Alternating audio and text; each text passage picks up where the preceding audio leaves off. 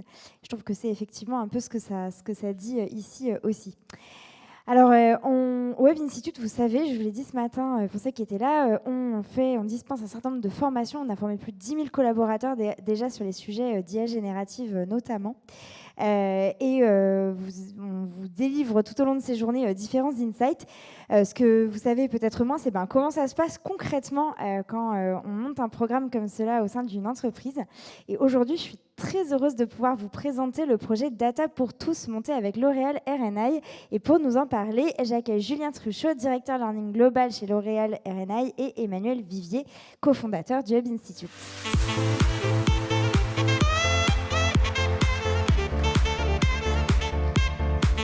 Bonjour Julien. Bonjour Emmanuel. Voilà, peut-être déjà, je vais peut-être te demander de nous réexpliquer déjà la différence entre L'Oréal et L'Oréal R&I, Research and Innovation. Alors, et juste avant de faire ça, c'est vrai que c'est cool d'avoir parlé, merci à SESFirst de GenAI, parce que pour utiliser l'intelligence artificielle, il faut des datas, et pour avoir des bonnes datas, il faut des gens qui soient bien formés. Donc, c'était un peu le point de départ chez L'Oréal R&I, Recherche et Innovation. Donc nous, c'est la partie de L'Oréal. En fait, c'est 4000 personnes dans le monde. C'est toute la partie, on aime bien dire le cœur battant de L'Oréal, où sont conçus les actifs, les formules, les devices et les services de beauté qui sont ensuite développés par nos marques, vendus dans les pays, etc. Donc c'est beaucoup de scientifiques, des tas d'expertises différentes, donc une des plus grosses recherches et innovations en France. Voilà. En France et dans le monde. Et dans le monde. Puisqu'on va en reparler. On va en parler. Il y a pas des équipes qu'en France. Donc là, le sujet, quand tu nous avais effectivement contacté, c'était un appel d'offres, l'idée c'était effectivement, comme je pense plein d'entreprises on dit se transformer, accélérer, mais là il y avait un sujet effectivement un peu spécifique sur la donnée. Tout à fait. Donc le why un peu de tout ça. Vous devinez qu'est-ce qu'il y aura après le why, le what, le how, etc. Donc le why, c'était effectivement pour L'Oréal Recherche Innovation de dire comment est-ce qu'on devient meilleur pour innover, pour être plus sustainable, pour être plus inclusif dans tout ce qu'on développe. Donc ça, c'est un peu la fin. Et le moyen pour cette fin, c'était la data, l'intelligence artificielle, la tech, pour venir augmenter nos chercheurs dans leurs activités de tous les jours, pour pouvoir être mieux capables de prédire, de simuler, de corréler, d'identifier des nouvelles choses qu'ils pourraient faire sur la base de d'un énorme patrimoine de données, donc plus d'un siècle de données. On ne collectait peut-être pas des données dans un data lake il y a un siècle, mais enfin beaucoup, vous imaginez, beaucoup de données de recherche sur la peau, le cheveu, le maquillage, la biologie, les formules, tous les tests, les retours consommateurs. En fait, c'est un énorme patrimoine de données. Et en fait, si on maîtrise bien ce patrimoine de données, et c'était un peu l'urgence, et ça, il faut que tout le monde soit citoyen de la data pour mettre les données au bon niveau, on peut faire des choses formidables. Et là, il y a en plus un contexte sur la sustainability où il faut revoir tout un tas de formules qui ont été accumulées avec le temps, en beaucoup moins de temps pour les reformuler. Donc si on n'a pas des nouvelles méthodes, si on n'utilise pas toute cette puissance de la donnée, en fait, on ne pourra jamais tenir le timing.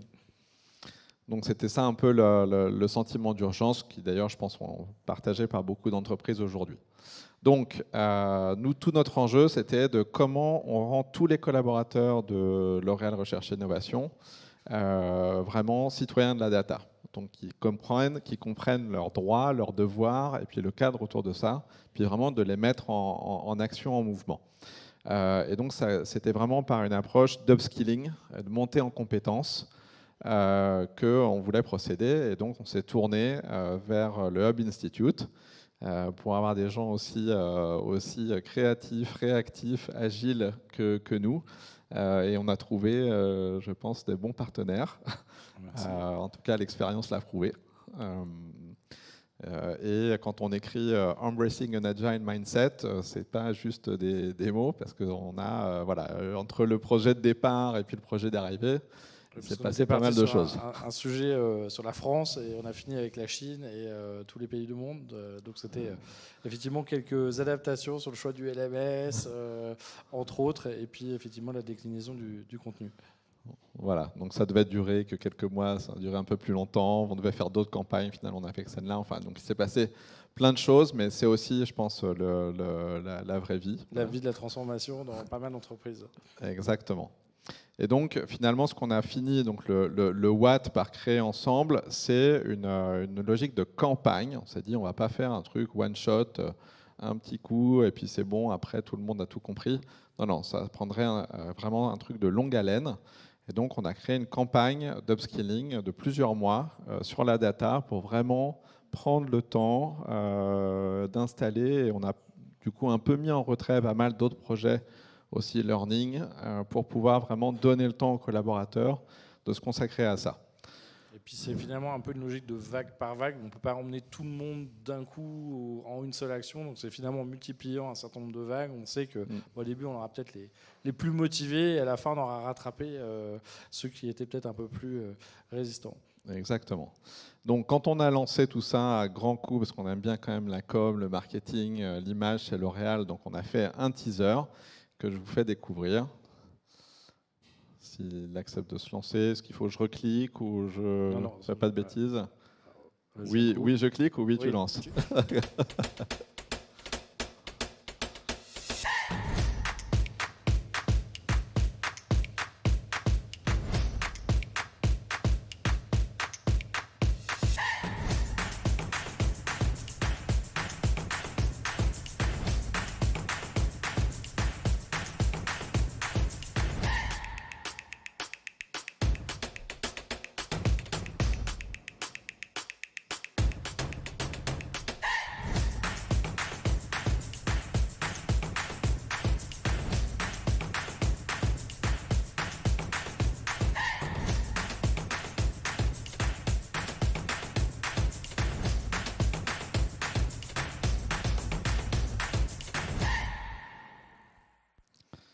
Et donc, qu'est-ce que c'était que cette campagne? Eh bien, tout est encapsulé dans ce petit, alors il y en a qui l'appellent le jeu de loi, le serpentin, et on lui a donné tous les noms. Mais vous avez ici un peu cette logique de se dire, c'est un mélange en fait entre le jeu de loi et le calendrier de l'Avent, avec online, offline et gamifié. Donc l'idée, c'était vraiment, comme il y a quand même beaucoup de concepts à assimiler autour de la data, de révéler toutes les 2 semaines, d'ouvrir en fait une nouvelle section du parcours. C'est-à-dire que au début, vous compreniez, ok, c'est quoi la donnée à la RNI? Ça, c'était les 2 premières semaines. Et puis, les 2 semaines plus tard, hop, on ouvrait une nouvelle section du parcours qui était la data literacy. 2 semaines plus tard, data management en écosystème. Et donc, petit à petit, les gens avançaient tranquillement, voyaient la nouvelle étape du parcours, donc ça relançait un petit peu tout le monde. Donc, c'était global, il y avait une plateforme online et des sessions en présentiel. Et donc, au sein de chaque tranche du parcours, il y avait une logique très multimodale et puis avec aussi un objectif, les gens n'avaient pas besoin de tout faire, hein, mais c'était un petit peu, chacun apprend un peu différemment, et donc c'était d'offrir, quand on abordait sur un sujet, par exemple ici la data literacy, donc juste comprendre les mots, les acronymes, les noms un peu bizarres, data steward, taxonomie et tout ça, d'offrir en fait une expérience un peu pick and choose, de dire bah, tu peux voir une masterclass par exemple de notre Chief Data Officer, il y a un e-learning de L'Oréal que tu peux faire, il y a le Data Quest qui était un jeu, carrément un jeu en ligne qu'on avait développé, un peu un jeu, on progresse, qu'est-ce que tu choisis, tu veux faire quoi, tu veux faire ça, résoudre des énigmes, etc. Il y avait des sessions présentielles, donc on organisait, et les gens venaient rencontrer en fait leurs équipes data et comprendre un peu les cas d'usage dans leur périmètre. Des quiz aussi pour venir un peu se tester là où on en est, comment on progresse, est-ce qu'on a bien compris tout ce qui a été raconté. Et puis toujours des contenus quelques curations de contenu pour venir un peu dire si tu as envie d'aller plus loin, de comprendre la data privacy ou tel sujet, tu peux creuser. Et je pense que là-dessus, ce qui est important, c'est de comprendre qu'il faut de la variété. C'est vrai que si on fait tout le temps la même chose, que du e-learning ou que du quiz ou que, en fait, bon, là, il y avait le sujet s'y prêtait, il était assez riche. Je pense que la partie offline super importante, ça va jusqu'au kakémono à la cantine pour dire qu'il se passe quelque chose parce que on est tous sursollicités, sur-emailés. Donc si on veut être sûr que tout le monde est au courant, bah en fait, faut y aller. Je pense que le sponsorship vraiment de l'équipe data a été super clé. Ils ont mouillé le maillot, ils ont fait un tour, un roadshow monde quasiment, parce qu'à un moment, même si on peut préparer des assets, mettre tout ce qu'on veut, si on va pas voir les gens sur site, avoir aussi un petit peu leur feedback. Et je trouve que c'était aussi intéressant, c'était de valoriser avec un peu des Vimavi ou des portes ouvertes, aussi les gens qui déjà dans chaque pays étaient en avance et qui ont du coup reçu leurs propres collègues pour dire bah moi voilà comment j'utilise, on en fait déjà. Donc c'est plus pour ramener ceux qui étaient peut-être moins en avance par rapport à ça, mais en valorisant voilà ce qui se fait.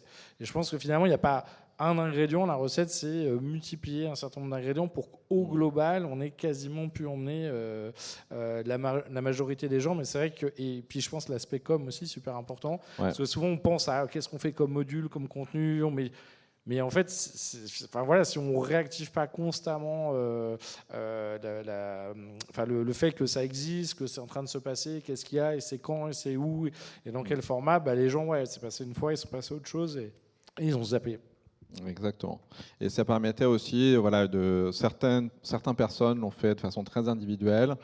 Et ça permettait aussi à des équipes de le faire ensemble. Donc, certains ont organisé des lunch and learn dans certains pays parce que c'est la culture. Certains, voilà, c'était des salles de 200 personnes.